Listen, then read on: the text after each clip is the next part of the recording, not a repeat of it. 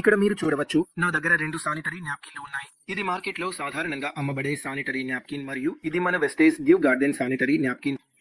దీనిలో మీరు ఇక్కడ చూడవచ్చు 2 లాక్స్ ఉంటాయి. మనం ఓపెన్ చేసినప్పుడు కనిపిస్తాయి.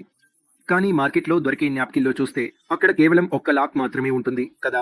మనం మొదటిగా ఈ 2 సానిటరీ న్యాప్కిన్లను ఓపెన్ చేసి పక్కపక్కన ఉంచుతాం. ఇక్కడ మీరు చూడవచ్చు మన సానిటరీ న్యాప్కిన్లో ఉన్న అతిపెద్ద లాభం ఏమిటంటే అందులో ఒక చిప్ ఉంటుంది. ఈ చిప్ వల్ల లాభం ఏమిటి, దీని గురించి మనం తర్వాతి భాగంలో వివరంగా మాట్లాడబోతున్నాం.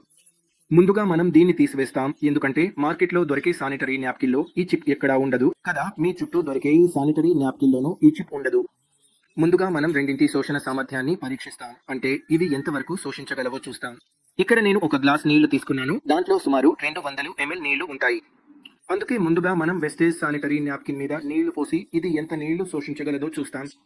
ఇక్కడ మీరు చూడొచ్చు, నేను ఇక్కడ నీళ్లు పోస్తున్నాను. వెస్టేజ్ సానిటరీ న్యాప్కిన్ మొత్తం నీళ్లు పూర్తిగా శోషిస్తోంది. మనము అర్ధ గ్లాస్ నీళ్లు పోసాము. మీరు చూడొచ్చు, ఇది అసలు తడి కాలేదు. ఇక్కడ మనం టిష్యూతో చెక్ చేస్తే మన టిష్యూ కూడా అసలు తడి కాలేదు కదా.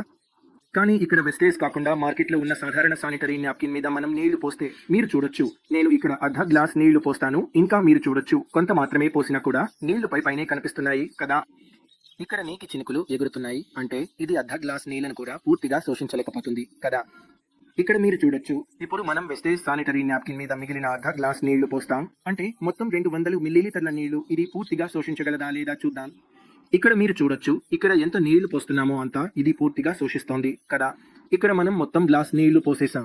మార్కెట్లో ఉన్న దానిపై మనం అర్ధ గ్లాస్ పోసినా ఇంకా దాని మీద నీళ్లున్నాయి. ఇది పూర్తిగా డ్రైగా ఉంది కదా. ఇదే అసలు లాభం. రెండవది, మనం చూస్తే వెస్టేజ్ సానిటరీ ప్యాడ్ లో ఉండే చిప్ లాంటిదే మార్కెట్లో చాలా సానిటరీ న్యాప్కిన్స్ లో వస్తుంది కదా. మనం ఆ చిప్ ను సైడ్ బై సైడ్ కంపేర్ చేస్తాం. ఆ చిప్ తో పోలిస్తే మన చిప్ ఎంత బెటర్ గా ఉందో చూస్తాం. అందుకే ఇక్కడ నేను మార్కెట్లో అదే ప్యాడ్ తీసుకొచ్చాను. అందులో ఈ చిప్ ఉంది.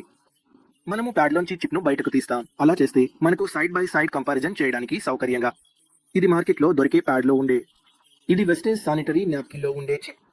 ముందుగా మనం వీటి రెండింటిని సైడ్ బై సైడ్ కంపేర్ చేస్తాం. ఈ చిప్ యాంటీ ఆక్సిడెంట్ లక్షణాలతో వస్తుంది.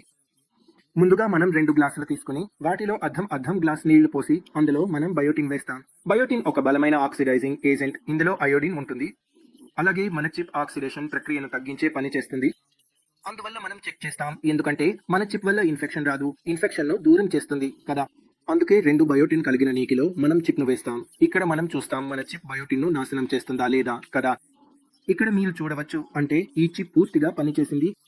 మార్కెట్లో విడుదలయ్యే చిప్లు అంటే వినియోగదారుల చేతుల్లోకి చేరే ముందు అవి అనేక పరీక్షలను, నాణ్యత తనిఖీలను మరియు ఉత్పత్తి ప్రక్రియలను పూర్తి చేసుకోవాలి.